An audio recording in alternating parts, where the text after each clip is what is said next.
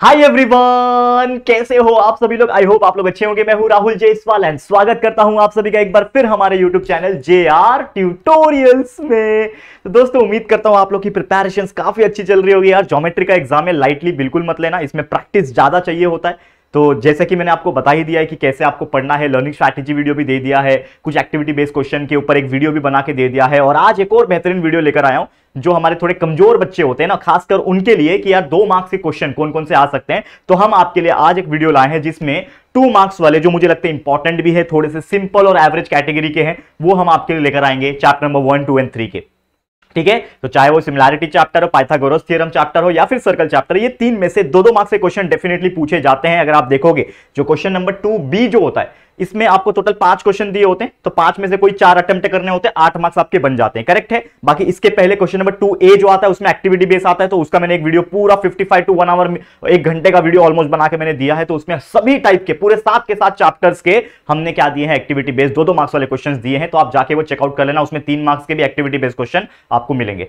लेकिन अपनी तरफ से एंड में पढ़ाई करते रहना। और जैसा कि आप जानते हैं, उड़ान बैच पूरा कंप्लीट है, प्लेलिस्ट ऑलरेडी टेलीग्राम पे मैंने शेयर कर दिया। डायरेक्टली आप प्लेलिस्ट में भी जाओगे तो आपको उड़ान बैच मैथ्स पार्ट 2 का मिल जाएगा। उसमें पूरा 1 मार्क्स, 2 मार्क्स, 3 मार्क्स, 4 मार्क्स, जितने भी टाइप के क्वेश्चंस होते हैं वो सभी चीज के मैंने क्वेश्चंस कराए हुए। उड़ान बैच के हर एक चैप्टर के वीडियोस देख सकते हो। पिछले साल वाला LMR जो 1 शॉट वीडियो था वो पूरा देख सकते हो रिवीजन करने के लिए, और हमारे लेक्चर वीडियोस तो अवेलेबल है ही, पूरा हमने पढ़ा रखा है, तो वो भी आप देख सकते हो। ठीक है, तो बस अपनी तरफ से मेहनत करते रहो, पढ़ाई करते रहो, एग्जांपल्स उठाओ, उसको अपने हाथ से प्रैक्टिस करते रहो। यही एक चीज मैं बोलूंगा, डिस्ट्रैक्शन से थोड़ा सा दूर रहना, बस इतना बोलूंगा। ठीक है, शुरुआत करिए वीडियो की, ज्यादा टाइम नहीं लूंगा इस वीडियो में भी, फटाफट से वीडियो को कराऊंगा। लगभग मेरे पास कुछ 10-12 एग्जांपल्स है, वो 10-12 एग्जांपल फटाफट देख लेते हैं। होपफुली इसमें से कोई क्वेश्चन आ जाए या फिर उसके जैसा मिलता जुलता एग्जांपल्स कुछ आ जाए आपके एग्जाम में, तो आपका आराम से 7 से 8 मार्क्स इजीली बन सकता है। ठीक है, चलिए शुरुआत करेंगे। सबसे पहले अगेन जैसे मैंने बोला था आप लोग को, इंस्टाग्राम पे कनेक्ट हो जाना, टेलीग्राम हमारा ज्वाइन करके रख लेना, वहां पे वीडियोस का लिंक हो या फिर कुछ भी चीज हम शेयर कर देते हैं। ठीक है, और एप्लीकेशन डाउनलोड करो। Keep watching, keep learning hard. Very, चलो अब यहां पे आ जाते हैं टॉपिक पे, जो कि पहला चैप्टर सिमिलैरिटी, आप जानते ही हो। ठीक है, अब सिमिलैरिटी जो चैप्टर है, ये चैप्टर एक ऐसा चैप्टर है जिसमें ज्यादातर क्वेश्चंस जो पूछे जाते हैं वो 1 मार्क्स में पूछे जाएंगे, 2 मार्क्स में पूछे जाएंगे, या फिर 3 मार्क्स में पूछे जाएंगे। 4 मार्क्स के क्वेश्चंस बहुत रेयरली पूछने के चांसेस होते हैं, और थ्योरम भी अगर आएगा तो इसमें से एक हाथ आ सकता है। ठीक है, तो डेफिनेटली आपको क्या करना है, ठीक है, आपको बस इस तरीके से फोकस करना है कि यार आप लोग को हर चैप्टर का पूरा कॉन्सेप्ट पता हो, हर टॉपिक का, कि यार ये वाला टॉपिक के क्वेश्चंस आए तो मैं इसको ऐसे सॉल्व करना है। तो उसके लिए आपको कॉन्सेप्ट पढ़ना पड़ेगा। मुझे ऐसा लगता है कि यार एक ही दिन बचा है तो आपने कॉन्सेप्ट पढ़ लिया होगा, तो यार अभी फोकस करो एग्जांपल्स को प्रैक्टिस करने पे। ठीक है, तो अब यहां पे आप देखोगे कुछ एग्जांपल लाए हो, क्या है, in triangle ABC is similar to triangle PQR। मतलब ऑलरेडी बोल के रखा है कि एक ट्रायंगल ABC है और वो सिमिलर है ट्रायंगल PQR के साथ, ये बोल के रखा है। AB मेरा रेशियो में PQ के साथ है, AB/PQ इज 4:5। ठीक है, AB/PQ is 4:5 and area of triangle PQR is given here, that is 125 centimetre, square centimetre दिया हुआ है आपको। Then find the value of area of triangle ABC। बहुत सिंपल सा फंडा है। सबसे पहले यहां पे हम लोग को बोल रखा है कि ट्रायंगल जो है ABC ये सिमिलर है, किससे सिमिलर है, ट्रायंगल PQR से। जब ट्रायंगल ABC ट्रायंगल PQR से सिमिलर होता है तो हम लोग क्या लगा सकते हैं, by theorem of area of similar triangle, by theorem of area of similar triangle. आप जानते हो, ये पढ़ाया है मैंने, सिमिलर ट्रायंगल एक थियरम होता है। जब भी कोई 2 ट्रायंगल सिमिलर होते हैं तो according to the theorem of area of similar triangle हम लोग क्या बोल सकते हैं, ये रेशियो में आ जाएंगे इसके साइड्स। ठीक है, करस्पॉन्डिंग साइड जो है वो रेशियो में आ जाएंगे, दैट इज AB का स्क्वायर अपॉन PQ का square is equal to BC का स्क्वायर अपॉन QR का square, and that will be equal to क्या हो जाएगा, AC का स्क्वायर अपॉन PR स्क्वायर। और ये किसके बराबर होते हैं, ये किसके बराबर होता है, that will be equal to area of triangle ABC upon area of triangle PQR के बराबर होगा। ठीक है, ये हम लोग को पता ही है, किसके अकॉर्डिंगली आया, bye theorem of the area of similar triangle की वजह से ये चीज आ रहा है। ये चीज आपको समझ में आ रहा होगा, बहुत सिंपल सा फंडा है। आप लोग देखो साइड साथ में ना देखते जाओ, मैं बीच में साइड भी हटता जाऊंगा, तो आपको क्या करना है, साइड में आप लोग को देखते जाना। ठीक है, अब आप एक चीज नोटिस करना, हमको जो क्वेश्चन दिया है इसमें सिर्फ और सिर्फ AB और PQ का रेशियो दिया है। मतलब अगर आप देखोगे तो ये AB है, ये PQ है, मतलब सिर्फ इसी का हमको काम है, ये बाकी दोनों का हमें काम नहीं है। तो हम क्या करेंगे, सिंपली सबसे पहले ये वाला चीज ना मैं आगे लिख लेता हूं। तो मैं लिखता हूं यहां पे एरिया ऑफ ट्रायंगल ABC। ठीक है, इसको मैंने आगे लिख दिया upon area of triangle PQR, ये मैंने लिख दिया। और हमें काम सिर्फ किसका है, ये दोनों का है, बाकी इन दोनों का कुछ भी वैल्यू दिया नहीं और हमें कुछ यूज भी नहीं है, ठीक है।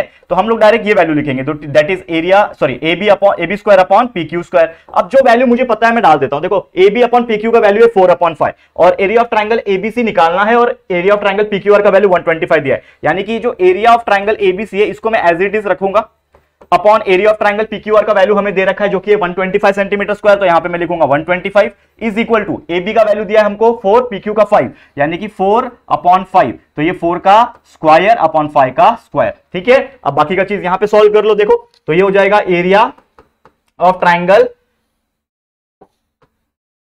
ABC इज इक्वल टू, ठीक है, इज इक्वल टू ये 4 का स्क्वायर 16, ये नीचे 5 का स्क्वायर 25, ठीक है, और ये 125 इसके पास आएगा तो क्या हो जाएगा, मल्टीप्लाई हो जाएगा, तो मल्टीप्लाई बाय 125, समझा यहां तक, ठीक है। अब देखो 25 1 जा 25, 25 5 जा 125, मतलब 16 मल्टीप्लाई बाय 5, तो area of triangle ABC will be equal to 16 5 जा 80 centimetre square and this will be your final answer. आ गया कितना आसानी से, ये है आपका फाइनल आंसर।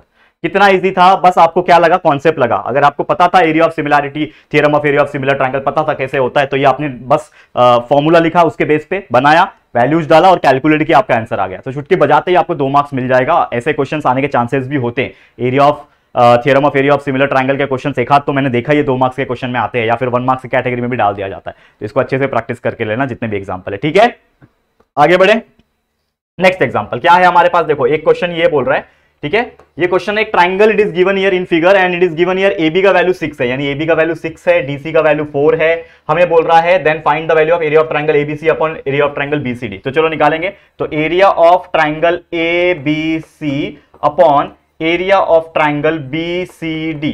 यहां पे अगर आप देखोगे तो हमको इसका रेशियो निकालना है। तो देखो 2 कंडीशन आते हैं दिमाग में, एक तो यार वो दोनों ट्राइंगल सिमिलर हो, तो हम लोग डायरेक्टली हमारा theorem of area of similar triangle लगा सकते हैं, या तो इंडिविजुअल तरीके से ये भी एक ट्राइंगल है, ये पूरा ABC भी एक ट्राइंगल है और ये BCD भी एक ट्राइंगल है, तो इंडिविजुअल तरीके से ट्राइंगल का फॉर्मूला भी know that the half into base into height, वो भी लगा सकते हैं हम लोग। तो यहाँ पे तो कहीं पे लिखा नहीं है कि ये ट्राइंगल सिमिलर है, तो हम लोग दूसरा वाला फंडा लगाएंगे। दूसरा फंडा क्या है कि ये दोनों ट्राइंगल इंडिविजुअल है और दोनों का एक फॉर्मूला होता है half into base into height. तो अगर मैं बात करूं एरिया ऑफ ट्राइंगल ABC का क्या हो जाएगा formula, half into base into height, तो हाफ मल्टीप्लाई बाय बेस। इस ट्राइंगल का ABC का बेस क्या है BC, तो half into base into height क्या है इसका AB, तो half into base into height ये हो गया, होल डिवाइडेड बाय इस ट्राइंगल का BCD का हाफ मल्टीप्लाई बाय बेस कितना है इसका बेस क्या है BC, इसका भी बेस BC है, तो half multiply by base BC multiply by height कितना है इसका, ये वाले ट्राइंगल का हाइट कितना है, that is nothing but DC, ठीक है। अब यहां पे कुछ कैंसल आउट हो रहा है क्या, देखो ये हाफ कैंसल, ये हाफ कैंसल, ये पूरा BC कैंसल, बचेगा क्या, सिर्फ AB अपॉन DC।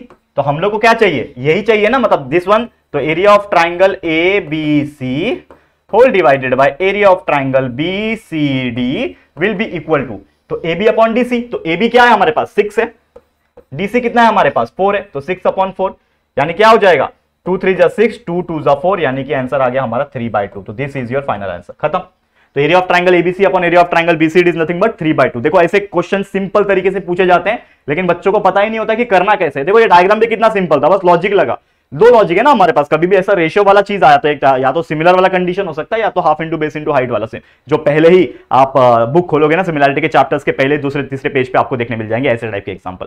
तो यार बहुत फंडामेंटल चीजें हैं, हो सकता है कि कुछ चीजें ऐसे पूछा जाए, सॉल्ड में से पूछा जाए, कुछ ऐसा पूछा जाए कि आप लोग सोच भी नहीं सकते, तो आ सकता है, लेकिन प्रैक्टिस अपनी तरफ से करना। देखो अलजेब्रा का पेपर तो ईजी आया था और उम्मीद करता हूं आपने सभी अच्छे से प्रिपेयर करके गए होंगे, तो बहुत ईजी लगा होगा। तो वैसे ज्योमेट्री का पेपर भी ईजी आएगा, टेंशन मत लेना, अच्छे से बस अपने आप पे कॉन्फिडेंस रखो, मेहनत करते रहो, definitely you can score a very good marks, ठीक है। अब यहां पे चलते हैं अगले एग्जांपल की तरफ। देखो एक और एग्जांपल है इसी चैप्टर का, सिमिलैरिटी का। ये क्या बोल रहा है, देखो इन ट्राइंगल एलिमेंट, एक ट्राइंगल है एलिमेंट नाम का, ठीक है, दिख रहा है आपको एलिमेंट नाम का एक ट्राइंगल, ठीक है। अब ये ट्राइंगल में रे एम्प्टी बाइसेक्ट एलिमेंट, एक रे एम्प्टी जा रहा है, देखो ये एम्प्टी एक लाइन है जो कि इस लाइन को, यानी कि ये जो एंगल है मेरा LMN को बाइसेक्ट कर रहा है। तो बाइसेक्ट कर रहा है मतलब कहीं ना कहीं क्या हो रहा है, एंगल को बाइसेक्ट कर रहा है, और एंगल को बाइसेक्ट कर रहा है तो एक प्रॉपर्टी मेरे दिमाग में आ रही है जो कि है एंगल बाइसेक्टर, ठीक है ना, प्रॉपर्टी ऑफ एंगल बाइसेक्टर, ठीक है। तो क्या बोल रहा है, इफ LM का वैल्यू 6 है, LM किधर दिख रहा है, LM का वैल्यू 6 दे के रखा है, MN का वैल्यू 10 दे रखा है, ठीक है।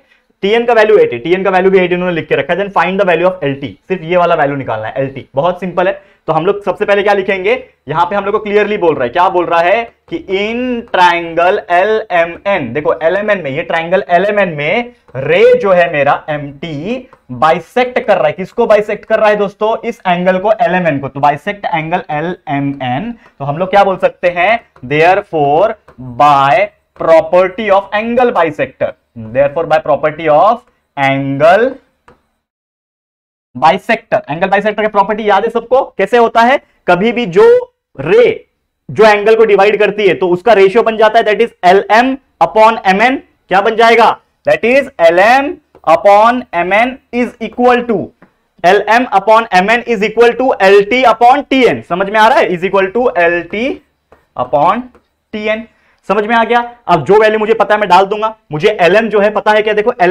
LM मुझे पता है क्या, बिल्कुल पता है, तो LM की जगह पे 6 लिखूंगा, अपॉन MN मुझे पता है कि MN का वैल्यू 10 दिया हुआ है, पता है, लिख दिया मैंने, इज इक्वल टू LT तो मुझे निकालना ही है ना, देखो LT तो निकालना ही है, तो LT की जगह पे तो LT ही रहेगा, लेकिन उसके नीचे TN है, TN का वैल्यू कितना दे रखा है 8, अब मुझे बस क्रॉस मल्टीप्लाई करना है, देखो क्या हो जाएगा 6 मल्टीप्लाई बाय 8, ठीक है, बीच में इक्वल, और ये LT मल्टीप्लाई बाय 10, तो देयरफॉर LT का वैल्यू कितना हो जाएगा, LT will be equal to 6 8 48 होगा, और नीचे उसके आ जाएगा 10, तो LT is equal to 48 upon 10, तो आपका वैल्यू कितना आ जाएगा, therefore LT will be equal to 48 upon 10 is nothing but 4.8, तो आपका आंसर आ गया 4.8, और ये सेंटीमीटर्स में लिखे हुए हैं, तो आप यूनिट जरूर लिखना, मार्क्स कटते हैं, ठीक है, जो भी यूनिट दिया रहेगा, अगर समझ लो कोई यूनिट नहीं लिखा है तो आप सीधा 4.8 यूनिट लिख के आता ना, UNIT यूनिट, लेकिन अगर सेंटीमीटर दिया है, मीटर दिया, जो कि ज्यादातर सेंटीमीटर दिया होता है, तो LT का वैल्यू 4.8 सेंटीमीटर लिख के आ जाओ, आपको थोड़ा भी मार्क्स नहीं कटेगा, इस प्रकार से करोगे definitely you will get 2 marks, ठीक है, 2 मार्क्स आपको मिल जाएगा, इस प्रकार से आपको सॉल्व करना है, ठीक है, सिंपल है दोस्तों, समझ में आ रहा है कितना इजी है ये वाला एग्जांपल, ठीक है, चलो आगे बढ़ जाते हैं, एक और क्वेश्चन ले लेते हैं, क्या है हमारे पास, एक और क्वेश्चन आ गया, इन ट्राइंगल ADE, एक ट्राइंगल है ADE नाम का, ठीक है, BC पैरेलल है लाइन DE से, देखो ये ट्राइंगल है मेरा जिसका नाम है ADE, ठीक है, जिसमें बोल रखा है BC जो है एक लाइन जो पैरेलल है लाइन DE के, चलो ठीक है, AB का वैल्यू 2 है, इस AB का जो वैल्यू है वो 2 है, और BD का वैल्यू जो है वो 3 है, यहां पे 3 आ गया, AC का वैल्यू 4 है, और CE का वैल्यू मुझे पता नहीं है, तो CE का वैल्यू हम निकालेंगे, लेकिन यार मुझे देख के ही समझ में आ गया कि ये कौन सा थ्योरम या फिर कौन सा प्रॉपर्टी लगने वाला है, बताओ इसमें, देखो क्लियरली बोल रखा है कि एक ट्राइंगल है, क्या बोल रहा है, इन ट्राइंगल ADE, एक ट्राइंगल है मेरा ADE नाम का, ठीक है, ADE नाम का एक ट्राइंगल है, अब वो ट्राइंगल में जो बेस है DE उसके पैरेलल में एक लाइन खींची हुई है, तो समझ जाओ पैरेलल आ गया, मतलब बेसिक प्रोपोर्शनैलिटी थ्योरम, ठीक है, तो हम लोग पहले तो ये लिखेंगे कि line BC is parallel to line DE, तो हम लोग क्या बोल सकते हैं, therefore by basic proportionality theorem, या फिर BPT डायरेक्टली लिख सकते हो, ठीक है, बेसिक प्रोपोर्शनैलिटी थ्योरम, या फिर डायरेक्ट BPT थ्योरम भी लिखा तो भी चलेगा, तो क्या होता है बेसिक प्रोपोर्शनैलिटी थ्योरम, बताओ दोस्तों क्या होता है, कभी भी जब एक लाइन पैरेलल होता है बेस से, तो AB अपॉन BD का रेशियो बन जाता है, that is AB upon BD, and that will be equal to AB upon BD is equal to AC upon CE, ठीक है, तो क्या बन जाएगा AC अपॉन CE, यही होता है ना यार, यही फंडा है ना, ठीक है, तो चलो वैल्यू डाल दो, इसमें क्या वैल्यू है, चलो डालते हैं, AB का वैल्यू मुझे दिया है क्या, देखो AB का वैल्यू 2 लिखा हुआ है, BD का वैल्यू मुझे पता है क्या 3 लिखा हुआ है, AC का वैल्यू मुझे पता है क्या 4 लिखा हुआ है, CE का वैल्यू मुझे पता है क्या, नहीं, C की जगह पे CE लिखूंगा, क्रॉस मल्टीप्लाई करो, 2 multiply by CE will be equal to 4 multiply by 3, ठीक है, तो देयरफॉर CE का वैल्यू कितना हो जाएगा, CE will be equal to 4 3 12 upon ये 2 इधर आ जाएगा, तो CE का वैल्यू आ जाएगा, CE will be equal to 6, centimetre लिखा है, कुछ नहीं लिखा है, तो 6 यूनिट लिख दो, बस खत्म, ठीक है, ये हो गया आपका फाइनल आंसर, तो CE is equal to 6 unit, कितना इजी था, देखो 2 मार्क्स के लिए क्वेश्चन आएगा, ऐसे तो आप लोग क्या कर नहीं पाओगे, बिंदास कर पाओगे, तो जो बच्चा एवरेज होता है ना, जिनको डर लगता है मैथ्स से कि सर मैथ्स मेरे को टेंशन आ रहा है, सिर्फ पास हो गया, सर सिर्फ पास करवा दो मेरे को, तो यार देखो उनके लिए तो यार डेफिनेटली ये रामबाण है, ऐसे क्वेश्चंस डेफिनेटली आ सकते हैं, BPT के ऊपर आएंगे, कन्वर्स का भी आ सकता है, मे बी चांस रहेगा, ठीक है, या फिर क्या बोलते हैं उसको, अभी जो मैंने बताया आप लोग को इसके पहले वाला, ठीक है, theorem of area of similar triangle के क्वेश्चंस, तो यही सब है पूरे, इसमें पूरे जो सिमिलैरिटी चैप्टर है इसमें 2-2 मार्क्स के क्वेश्चन क्या ही फ्रेम हो सकते हैं, यही फ्रेम होंगे और कुछ नहीं, तो इसको अच्छे से प्रैक्टिस कर लेना, 4 टाइप के अलग अलग एग्जांपल करा दिया हूं, इसको अच्छे से प्रैक्टिस कर लो, जितना हो सके और प्रैक्टिस कर लेना, हो जाएगा आपका, तो ये हो गया आपका पहला चैप्टर, ठीक है, समझ में आ गया। अब देखो अगला चैप्टर क्या है, पाइथागोरस थ्योरम, ठीक है। अब पाइथागोरस थ्योरम की अगर मैं बात करूं तो इसमें भी बहुत सारे अलग अलग टाइप के क्वेश्चंस पूछते हैं। या तो डायरेक्ट पाइथागोरस थ्योरम के ऊपर पूछ सकता है, 30 60 90 के ऊपर पूछ सकता है, 45 45 90 के ऊपर पूछ सकता है, अपोलोनियस थ्योरम के ऊपर पूछ सकता है। तो ऐसे बहुत सारी चीजें हैं जो मैं लेकर आया हूं। चलो देखते हैं ध्यान से क्या करना है इसमें। ये देखो एक ट्राइंगल है एबीसी, लिखा तो नहीं है कहीं पे, लेकिन हम मान के चलेंगे, समझ लो अगर आपको रफ डायग्राम बनाना है ना तो ऐसा रफ डायग्राम बना लेने का, इसका नाम रख देने का एबीसी। ठीक है, एबीसी बोल रहा है जिसमें एबी का वैल्यू 9 है, ठीक है, बीसी का वैल्यू 40 है और एसी का वैल्यू 41 है। ठीक है, ये समझ में आ गया। हमको बोल रहा है state whether triangle ABC is a right angle triangle और नॉट। देखो मजा वाला क्वेश्चन आ गया, ये क्वेश्चन डेफिनेटली आ सकता है, चांसेस है। ठीक है, क्या बोल रहा है, state whether triangle ABC is a right angle triangle, मतलब ये जो ट्राइंगल है ये एक राइट एंगल ट्राइंगल है कि नहीं बताना है मुझे। तो पहली बात तो ना, जब भी कोई क्वेश्चन ऐसा पूछता है कि state whether it is a right angle triangle और नॉट, दिमाग में एक चीज क्लियर कर लेना कि ये कन्वर्स ऑफ पाइथागोरस थ्योरम है। ठीक है, कभी भी आपको कोई पूछ देगा ना कि ये राइट एंगल ट्राइंगल है कि नहीं बताओ, तो राइट एंगल ट्राइंगल है कि नहीं वो कैसे बताते हैं हम लोग, पाइथागोरस थ्योरम का उल्टा यानी कन्वर्स से। लेकिन उसके पहले हम लोग कुछ करना पड़ता है। तो आपको पता है 3 वैल्यू दे रखा है यहाँ पे, तो तीनों वैल्यू का हम क्या करेंगे, स्क्वायर करेंगे। पाइथागोरियन ट्रिपलेट याद आ रहा होगा आप लोग को, सेम उसी प्रकार। तो देखो ये क्वेश्चन ना, मैं पाइथागोरियन ट्रिपलेट तो मैंने लिया नहीं है इसमें, लेकिन पाइथागोरियन ट्रिपलेट भी प्रैक्टिस कर लेना। आप जानते हो पाइथागोरियन ट्रिपलेट क्या होता है। ठीक है, कोई 3 नंबर में से कोई 2 नंबर का स्क्वायर करके प्लस करोगे तो तीसरे नंबर के स्क्वायर के बराबर आएगा, तो समझ जाना वो पाइथागोरियन ट्रिपलेट है। अगर नहीं आ रहा है तो it is not a Pythagorean triplet. ऐसे कई सारे एग्जांपल्स कराया है, उड़ान बैच में भी कराया हुआ है, तो वो चेकआउट कर लेना। लेकिन ये अलग क्वेश्चन है, ये अलग तरीके से पूछा हुआ है। तो इसमें सबसे पहले तो हमारे पास 3 वैल्यू है। अगर आप देखोगे यहाँ पे तो हमारे पास कितने वैल्यू है, यहाँ पे 3 वैल्यू है। ठीक है, अब यहाँ पे अगर मैं बात करूं, यहाँ पे ए बी का जो वैल्यू है, ठीक है, यहाँ पे ए बी का जो वैल्यू है, ठीक है, यहाँ पे पहले क्या करता हूं मैं, डायरेक्ट लिखता हूं यहाँ पे in triangle ABC, in triangle ABC, यहां पे AB का जो वैल्यू है 9 है, तो अगर मैं AB का स्क्वायर कर दूं तो AB का स्क्वायर इज इक्वल टू 9 का स्क्वायर यानी कि 81 आ गया। इसको मैं मान लेता हूं इक्वेशन नंबर 1। दूसरा वैल्यू है BC, तो BC का स्क्वायर करता हूं मैं, सबका क्या निकाल रहा हूं मैं, स्क्वायर निकाल रहा हूं। तो BC का स्क्वायर यानी कि 40 का स्क्वायर, तो 40 का स्क्वायर कितना हो जाएगा, 4 4 16, 1600 हो जाएगा। ये हो गया आपका इक्वेशन नंबर 2। और एक तीसरा वैल्यू है AC, तो AC का स्क्वायर अगर मैं निकालूं क्या है 41, तो 41 का स्क्वायर, तो ये होता है 41 का स्क्वायर 1681। 41 का जो स्क्वायर होता है ना, करके देख लो, अगर आपको नहीं आता है तो आप ऐसा करके देख लेने का, 1 1 जा 1, 1 4 जा 4, 0 4 1 जा 4, 4 4 जा 16, कितना हो गया 1681 हो गया। तो ये 41 का स्क्वायर होता है 1681। ठीक है, ये हो गया आपका इक्वेशन नंबर 3। अब आपको ये दिमाग लगाना है कि क्या ये तीनों में से, अगर आप देखोगे ध्यान से, तो क्या ये तीनों में से कोई ऐसे 2 है जिनको प्लस करके तीसरा आ रहा है क्या। तो दिमाग यहां पे हमारा काम कर रहा है। अगर आप देखोगे कि ये 81 है, ये 1600 है, ये 1600 को अगर 81 के साथ प्लस किया तो 1681 हो जाएगा, और ये इसके बराबर आ जाएगा 1681। तो हम लोग क्या बोल सकते हैं कि अगर मैं, देखो यहां पे ध्यान से, अगर मैं फ्रॉम इक्वेशन नंबर 1 2 एंड 3, इससे क्या बोल सकता हूं कि ये जो मेरा AB का स्क्वायर है, ठीक है, AB का स्क्वायर का जो वैल्यू है जो कि 81 है, ठीक है, इसको अगर मैं प्लस करूं BC के स्क्वायर के साथ जो कि है 1600, ठीक है, और ये दोनों का मतलब प्लस करूंगा तो मुझे जो वैल्यू मिलेगा वो AC स्क्वायर के बराबर मिलेगा। कैसे मिलेगा, क्रॉस कंफर्म कर लो, AB का स्क्वायर कितना है 81 प्लस BC का स्क्वायर कितना है 1600, ठीक है, इज इक्वल टू AC का स्क्वायर कितना है 1681। ठीक है, तो यहां पे अगर आप देखोगे तो 81 plus 1600 is nothing but 1681 is equal to 1681। तो दोनों साइड सेम आ रहा है, तो इसके अकॉर्डिंगली क्या बोल सकता हूं, ये हमारा एक इक्वेशन स्टार मार्क कर लो। ठीक है, तो हम लोग क्या बोल सकते हैं, फ्रॉम इक्वेशन नंबर स्टार हम लोग क्या बोल सकते हैं कि AB square plus BC square is equal to AC square, यानी कि 2 साइड के स्क्वायर को अगर प्लस किया तो तीसरे साइड के स्क्वायर आ रहा है। तो हम लोग बोल सकते हैं by converse of Pythagoras theorem, by converse of Pythagoras theorem हम लोग क्या बोल सकते हैं कि this triangle is an right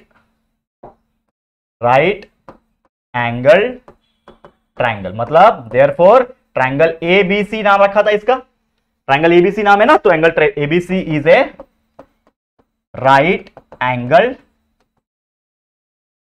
इस प्रकार से आप लिख सकते हो, आपको फुल मार्क्स मिल जाएगा।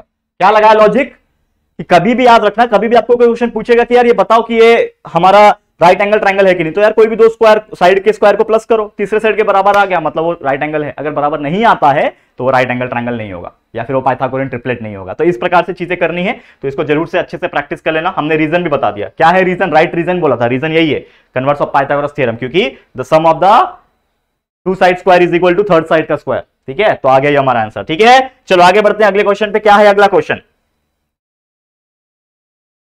हाँ अब देखो ये थोड़ा सा देखा देखा हुआ लग रहा है आपको, क्यों देखा देखा लग रहा है? ये देखो डायग्राम से ही समझ में आएगा, वैसे पहले क्वेश्चन रीड करते हैं। एक ट्रायंगल पीक्यूआर दिया हुआ है, पीक्यूआर ट्रायंगल है, segment PM is A median.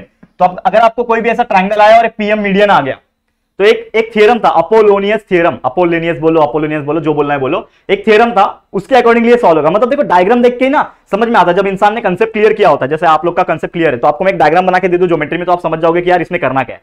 यही होता है कॉन्सेप्ट। और जो इसने कंसेप्ट नहीं समझा है ना, फिर वो पूछता है अरे इसमें कौन सा लगाओ फॉर्मूला, अरे पीबीटी लगाओ कि कौन सा लगाओ, अरे क्या लगाओ, ऐसा कंफ्यूजन होता है। तो कंफ्यूजन नहीं होना।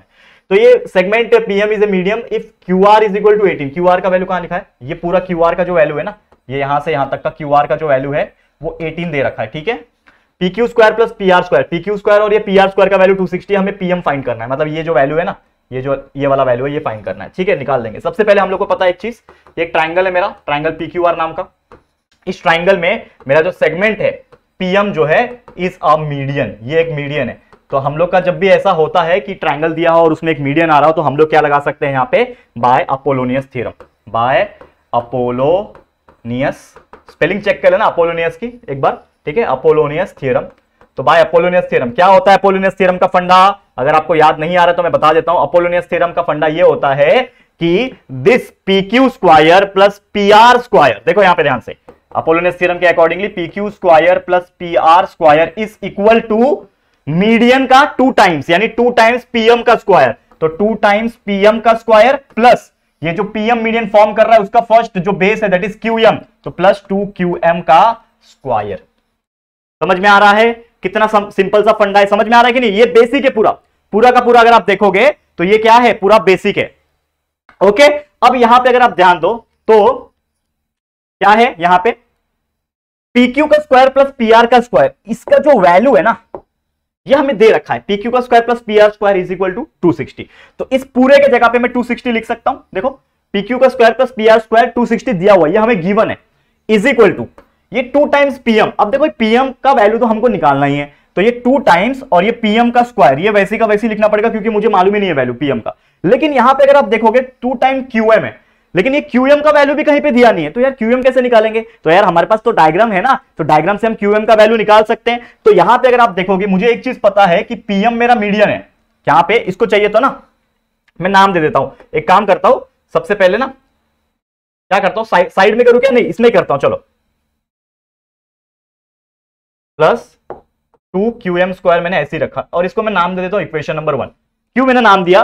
क्योंकि अभी हम लोग को थोड़ा सा ना अलग कैलकुलेशन एक चीज करना है, फिर उसको क्यूएम का वैल्यू निकाल के इसमें डालेंगे, ठीक है। ध्यान देना, जैसे मैंने आपको बोला कि पीएम मेरा क्या है? मीडियन है। क्या बोल रहा है? मैं एक अलग कलर ले लेता हूं, देखो PM is A median, PM is A median. तो उसके अकॉर्डिंगली कोई भी चीज जब मीडियन होता है तो ये जो एम पॉइंट होगा, ये एम क्या होगा? इस क्यूआर का मिड पॉइंट होगा। तो therefore M is mid point of QR. M जब मिड पॉइंट है क्यूआर का, तो क्यूएम जो वैल्यू होगा वो क्या होगा? हाफ होगा क्यूआर का। देयरफॉर ये क्यूएम जो होगा उस ये पूरे क्यूआर का आधा होगा, तो देयरफॉर QM is equal to half of QR, ठीक है। समझ में आ रहा है कि नहीं? तो QM is equal to half of QR ना, तो क्यूएम का वैल्यू मिल जाएगा यहां से हाफ ऑफ क्यूआर। क्यूआर का वैल्यू मुझे पता है, क्यूआर टोटल कितना है? 18 है, तो मल्टीप्लाई बाय 18 कर दो, तो हमको क्यूएम का वैल्यू मिल गया 9। क्या मिल गया? क्यूएम का वैल्यू 9 मिला। लेकिन ये क्यूएम मिला, अब ये क्यूएम उठा के इक्वेशन नंबर 1 में डालेंगे, तो पुट इन 1, देखो पुट इन इक्वेशन नंबर 1, हम किस में डालेंगे? इक्वेशन नंबर 1 में डालेंगे, ठीक है। यहां पे सॉल्व करूं, जगह है ना हमारे पास, यहां पे सॉल्व करता हूं। चलो देखते हैं, अगर नहीं हुआ ना तो कोई बात नहीं। देखो यहां पे अब इक्वेशन 1 क्या है मेरा? ये वाला, इसमें मैं वैल्यू डालता हूं। ये 260 था हमारा, 260 इज इक्वल टू ये 2 पीएम स्क्वायर वैसे का वैसी प्लस ये 2 multiply bye QM square. QM का वैल्यू 9 है, मतलब 2 मल्टीप्लाई बाय क्यूएम मतलब 9 का स्क्वायर। तो सॉल्व कर लेते हैं। 260 is equal to 2 PM square plus 9 square 81, 81 two कितना होता है? 162, ठीक है ना। करके देख लो, 9 का स्क्वायर कितना होगा? 9 का स्क्वायर 81 होगा और 81 multiply by 2 is 162। 8 to the 16 होता है ना, और 81 टू द 162, ठीक है। अब ये 162 इधर माइनस कर दो, तो 260 minus 162 is equal to 2 PM square, ठीक है। तो माइनस कर लो यार, 260 में से 160 जाता तो 100 बचता, ठीक है, और 100 में से और 2 कम हो जाएगा, मतलब 98 बचेगा। तो 98 is equal to 2 PM square. तो देयरफॉर पीएम का स्क्वायर अगर वैल्यू चाहिए तो ये हो जाएगा 98 डिवाइड बाई 2, तो ये हो जाएगा 98 डिवाइड बाई 2 यानी 49 हो जाएगा, यानी कि पीएम का स्क्वायर जो होगा वो क्या हो जाएगा 49 हो जाएगा। तो देयरफॉर पीएम का वैल्यू मिल जाएगा अंडर रूट ऑफ 49 यानी कि 7। ठीक है, अंडर रूट ऑफ, ऐसा एक स्टेप बढ़ा के लिखता हूं, under root of 49 therefore is equal to 7। तो आपका आंसर आ गया 7 सेंटीमीटर। लिखा हुआ है क्या, कुछ नहीं लिखा है तो 7 यूनिट बस लिख दो, तो आपका आंसर आ गया। देखो ये अपोलोनियस थ्योरम वाला था, ये चाहिए तो 3 मार्क्स के लिए भी पूछ सकता है, कोई परेशानी नहीं होगी वो लोग को पूछने में, लेकिन 2 मार्क्स के लिए अगर आएगा तो डेफिनेटली आप कर सकते हो, ये मेरी गारंटी है, चाहे 2 का आए चाहे 3 का आए आप लोग कर सकते हो। एंड ये है अपोलोनियस का एग्जांपल, तो डेफिनेटली अपोलोनियस का एक एग्जांपल आ सकता है आपको एग्जाम में इस तरीके से। तो प्रैक्टिस अच्छे से करके लेना, क्या फंडा था इसमें, क्या चीज हमने बताया, ये अच्छी तरीके से देख लो और इसको प्रैक्टिस कर लो। ठीक है, समझ में आ रहा है, समझ में आ गया, बहुत सिंपल सा फंडा था, पीएम ही निकालना था ना, निकाल दिया ना, पीएम का वैल्यू कितना आ गया 7 यूनिट, 7 आ गया आपका आंसर। ठीक है, करेक्ट है, क्लियर है, समझ में आ गया। आगे बढ़ जाते हैं और थोड़ा फास्ट जाएंगे हम लोग। देखो अगला एग्जांपल क्या है, in triangle PQR if angle QPR is equal to 90 degree. अब थोड़ा फास्ट जाऊंगा क्योंकि देखो मैं चाहता हूं कि कम समय में आपका चीजें मैं बता दूं। ठीक है, तो ट्रायंगल पीक्यूआर है, ठीक है, angle QPR is 90 degree, angle QPR ये वैल्यू 90 डिग्री है, ये भी आपका परपेंडिकुलर है। तो यार देखो एक दूसरे के अपोजिट में परपेंडिकुलर आ गए, ये भी 90 डिग्री है परपेंडिकुलर, ज्योमेट्रिक मीन याद आ गया, डायग्राम से ही समझ में आता है, क्वेश्चन पढ़ने की जरूरत ही नहीं, ज्योमेट्रिक मीन लगने वाला है। पीएम का वैल्यू दिया, पीएम का वैल्यू 10 दिया हुआ है, ठीक है, क्यूएम का वैल्यू 8 दिया हुआ है, क्यूआर निकालना है, टोटल क्यूआर जो है इसका वैल्यू, ये क्यूआर का वैल्यू निकालना है, क्वेश्चन मार्क है। ठीक है, बहुत सिंपल सा फंडा है। सबसे पहले इन ट्रायंगल PQR हमको पता है, क्या पता है, ट्रायंगल जो हमारा PQR है इसमें QPR जो है 90 डिग्री है, तो एंगल QPR जो है 90 डिग्री है, और उसी के साथ बोल रखा है कि ये जो PM है ये परपेंडिकुलर है, PM जो है ये परपेंडिकुलर है QR से, परपेंडिकुलर टू QR। तो जब भी ऐसा होता है तो हम लोग लगाते हैं बाय ज्योमेट्रिक मीन, तो हम लोग लगाएंगे बाय ज्योमेट्रिक मीन थ्योरम। क्या होता है ज्योमेट्रिक मीन थ्योरम, अगर आपको याद नहीं आ रहा होगा बता दूं, ज्योमेट्रिक मीन थ्योरम यानी कि जो परपेंडिकुलर होता है PM का स्क्वायर इज इक्वल टू, जो बेस दोनों सेपरेट हो रहे हैं इस परपेंडिकुलर बेस से, दोनों का multiplication, QM multiply by MR। ठीक है, QM मल्टीप्लाई बाय MR। ठीक है, चलो वैल्यू डालो। PM का वैल्यू पता है क्या, PM का वैल्यू 10 है, तो 10 का स्क्वायर, देखो PM का वैल्यू 10 है तो 10 का square is equal to, QM का वैल्यू पता है क्या, QM का वैल्यू 8 है, तो 8 मल्टीप्लाई बाय MR का वैल्यू पता है क्या, नहीं पता है, तो MR लिख दो ऐसे ही। ठीक है, तो ये क्या हो जाएगा 100 is equal to 8 multiply by MR, तो therefore MR is equal to 100 divide by 8। कितना हो जाएगा यार, MR is equal to 100 divide by 8 मतलब 4 2 8, 4 25 100। ठीक है, 25/2 यानी कि 12.5, तो MR का वैल्यू आ गया 12.5 सेंटीमीटर है, नहीं है यूनिट है, ये आपका आ गया MR का वैल्यू। आपको क्या मिल गया, MR मिल गया। तो आपको QM पता था 8, अभी अभी आपने क्या निकाल दिया, अभी अभी आपने MR निकाल दिया, कितना है MR 12.5, यानी ये वाला वैल्यू निकाल दिया आपने 12.5। आपको टोटल निकालना है तो QR निकालना है, तो QM प्लस MR कर देंगे तो 8 प्लस 12.5 हो जाएगा। ठीक है, तो यहां पे करता हूं आपके लिए, ठीक है, यहां पे सॉल्व करता हूं। देखो क्या करना है, MR मिल गया, हमको चाहिए टोटल वैल्यू QR का निकालना है ना, तो QR will be equal to what, QM plus MR। तो QM आपको पहले से ही पता था 8, MR अभी अभी आपने निकाला 12.5, प्लस कर दो, तो देयरफॉर QR का वैल्यू आ गया 20.5 सेंटीमीटर है, नहीं है यूनिट लिख दो बस, खत्म, ये आ गया आपका आंसर, फाइनल, खत्म कहानी, 2 मार्क्स मिल गया आपको। ज्योमेट्रिक मीन का भी बता दिया। देखो तो ऐसे क्वेश्चंस भी आ सकते हैं ज्योमेट्रिक मीन वाले इस चैप्टर में से अगर पूछा गया तो। क्लियर है, समझ गया। अब चलो वापस से अगले एग्जांपल पे चलते हैं, स्क्रीनशॉट लेते जाना साथ साथ में और प्रैक्टिस करते जाना। ठीक है, चलो next example, a ladder 10 metre long reaches a window 8 metre above the ground. मतलब समझ लो कि एक विंडो होगा, यहां पे ये विंडो है और एक लैडर 10 मीटर लॉन्ग, मतलब 10 मीटर लंबा एक लैडर है इस प्रकार से। ठीक है, थोड़ा मैं स्केल से बनाता हूं। ठीक है, ये 10 मीटर लंबा क्या है, एक लैडर है। ठीक है, और ये आपका ग्राउंड है, ये आपका ग्राउंड है, समझ लो। ठीक है, अब बोल रहा है कि ये लैडर 10 मीटर लंबा है, कितना है, 10 मीटर लंबा लैडर है, reaches a window at 8 metre above the ground. मतलब यहां से जो इसका हाइट है, ग्राउंड से ये विंडो का जो हाइट है वो कितना है, 8 मीटर है, मतलब ये वाला कितना है, 8 मीटर। ठीक है, समझ में आ रहा है, ये कितना है, 8 मीटर है। ठीक है, तो ये आपका विंडो है, तो चलो मैं नाम रख देता हूं, इसका नाम कुछ भी रख दो, ABC रखना है रख दो, ABC रख देता हूं। ठीक है, ये रख दिया। ये 10 मीटर मतलब AC मेरा क्या है, लैडर है, AB मेरा हाइट है किसका, ग्राउंड से लेके विंडो का, और हमें पूछा है find the distance of foot of ladder from the base of wall. मतलब ये है उसका बेस ऑफ वॉल, ये है फुट ऑफ लैडर, मतलब इन शॉर्ट इसका डिस्टेंस निकालना है। तो सबसे पहले हम लोग क्या फंडा लगाएंगे, ये एक ट्रायंगल जैसा दिख रहा है और ऑब्वियसली जो ग्राउंड होगा और जो दीवार होगी, जो विंडो की दीवार होगी, ये जो एंगल होगा वो 90 डिग्री होगा ऑब्वियसली, क्योंकि कोई भी दीवार अगर आप देखोगे तो जब पिलर खड़ा होता है तो यार 90 डिग्री पे खड़ा होता है, ठीक है ना, कोई ऐसा टेढ़ा तो खड़ा नहीं करते ऑब्वियसली। तो हम लोग क्या बोल सकते हैं, in triangle ABC angle B is equal to 90 degree, ठीक है। क्यों 90 डिग्री होगा, because of the wall and the window का परपेंडिकुलर, ठीक है, यहां पे हम लोग बोल सकते हैं। तो इससे हम लोग क्या लगा सकते हैं, बाय पाइथागोरस थ्योरम लगा सकते हैं।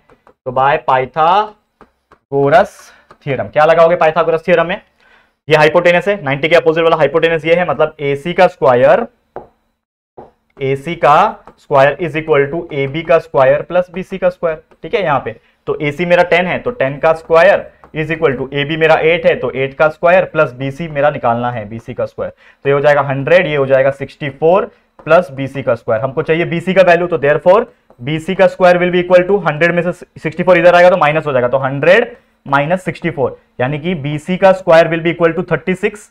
BC का स्क्वायर कितना हो जाएगा 36, तो therefore BC will be equal to what, under root of 36, तो देयरफॉर BC का वैल्यू आ गया आपको 6, ठीक है। और मीटर में दिया है तो BC is equal to 6 metre, तो आप सीधा लिख सकते हो देयरफॉर, क्या लिख सकते हो, देयरफॉर क्या लिखोगे, the distance of foot of ladder, यहां पे लिख देना फुट ऑफ द, मैं लिख रहा नहीं हूं आप लोग के लिए छोड़ रहा हूं, क्या लिखोगे, the distance of foot of ladder from base of wall is 6 metre. कितना है, इसकी दूरी कितनी है, ये आपका दीवार था विंडो वाला और ये आपका लैडर का फुट, तो यहां से लेके यहां तक का डिस्टेंस है वो कितना है, 6 मीटर का है। तो ऐसे सिंपल क्वेश्चन, वर्ड प्रॉब्लम वाले जो सिंपल क्वेश्चन होते हैं वो आ सकते हैं, क्योंकि 2 मार्क्स में ज्यादा डिटेल में और डीप में नहीं पूछेगा, सिंपल वाले ही पूछेंगे, डेफिनेटली आप आराम से स्कोर कर सकते हो, ठीक है। क्लियर है, तो उम्मीद करता हूं कि आपको ये एग्जाम्पल भी समझ में आ गया होगा, ठीक है। आगे बढ़ जाएं, चलो अगले एग्जाम्पल पे जाएंगे। नेक्स्ट एग्जाम्पल क्या है, अब देखो ये चैप्टर आ गया सर्कल, ठीक है। अब ये सर्कल चैप्टर का भी कुछ कंटेंट देख लेते हैं फटाफट से। चलो ये क्या बोल रहा है, इन फिगर ये आर्क DXC का वैल्यू है, ये वाला आर्क DXC का वैल्यू 105 है, आर्क AYC ये y है, ठीक है, AYC का वैल्यू ये वाला वैल्यू 47 दिया, then find the measure of angle DBE। DBE किधर है, DBE, अरे बहुत सिंपल है, देखो DBE का वैल्यू निकालना है, मतलब हमें इन शॉर्ट क्या निकालना है, मेजरमेंट ऑफ एंगल DBE। इसका फॉर्मूला क्या हो जाएगा, that is nothing but half, क्या हो जाएगा, मेजरमेंट ऑफ आर्क बड़ा वाला क्या है, मेजरमेंट ऑफ आर्क बड़ा वाला क्या है, DXC, ठीक है, DXC minus measurement of arc छोटा वाला क्या है, AYC। खत्म कहानी, ये डाल दो, कैलकुलेट कर लो, तो क्या हो जाएगा, हाफ मेजरमेंट ऑफ DXC पता ही आपको दिया हुआ है कितना है, 105 माइनस आर्क AYC कितना है 47, डाल दिया, कैलकुलेट कर लो, हाफ 105 में से 47 गया कितना हो गया 53 और 5 58, तो half of the 58 is equal to half of 58 यानी कितना हो जाएगा 29 हो जाएगा, तो देयरफॉर आपका आंसर आ गया 29 डिग्री। तो आपका angle, measurement of angle DBE is equal to 29 degree. खत्म कहानी, कितना सिंपल था बोलो। 1 या 2 मार्क्स के लिए अगर पूछेगा तो मुझे बताओ सॉल्व नहीं कर सकते, आराम से कर सकते हो। तो ऐसे क्वेश्चन आ सकते हैं कंफ्यूज करने के लिए, सर्कल में से डेफिनेटली कंफ्यूज नहीं होना है, अच्छी तरीके से प्रैक्टिस करके लेना है, ठीक है। समझ में आ गया है, क्लियर। आगे बढ़ जाते हैं, चलो फटाफट से कंप्लीट करना है यार, और 2-3 एग्जांपल है, कर लेते हैं फटाफट कंप्लीट। चलो क्या है, एक और क्वेश्चन आ गया, देखो क्वेश्चन क्या बोल रहा है, in figure circle with centre D, एक फिगर है, एक सर्कल है जिसमें सेंटर D है, दिख रहा है आपको, ठीक है, touches the side of angle ACB का जो साइड है उसको टच कर रहा है यहाँ पे A और B पे, यहाँ पे A पे टच कर रहा है, यहाँ पे B पे टच कर रहा है, ठीक है। इफ एंगल ACB का वैल्यू 52 है, ये वैल्यू 52 डिग्री दे रखा है, then find the measure of angle ADB, ये वैल्यू आपको निकालना है, एंगल ADB आपको निकालना है, एंगल ADB यानी ये एंगल निकालना है। तो सबसे पहले मैं क्या बोलता हूं पता है, मैं कुछ वैल्यूज निकालता हूं। अब यहां पे अगर आप देखोगे ये जो एंगल है that is CAD, angle CAD, ठीक है, ये एंगल, और दूसरा एक और एंगल है एंगल CBD, ये दोनों ही एंगल कितने हो जाएंगे 90 डिग्री हो जाएंगे, दोनों ही एंगल कितने हो जाएंगे 90 डिग्री हो जाएंगे। क्यों हो जाएंगे, that is tangent theorem.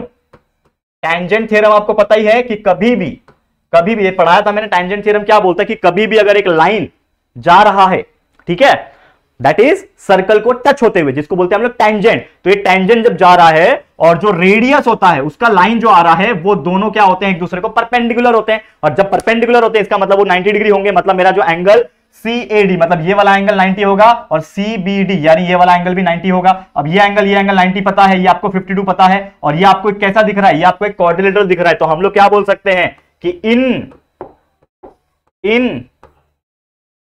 Quadrilateral दिख रहा है आपको, ये चार साइड, ये A, ये D, ये B और ये C, ये दिख रहा है आपको, इस प्रकार से दिख रहा है आपको, ये ऐसा दिख रहा है, ऐसा दिख रहा है, ये क्या दिख रहा है आपको, ये क्वाड्रिलेटरल बन गया ना, ट्रायंगल नहीं है, ये क्वाड्रिलेटरल बन रहा है। तो हम लोग क्या बनाएंगे, इन क्वाड्रिलेटरल, नाम रख दो कुछ भी रखना है, दैट इज ACBD।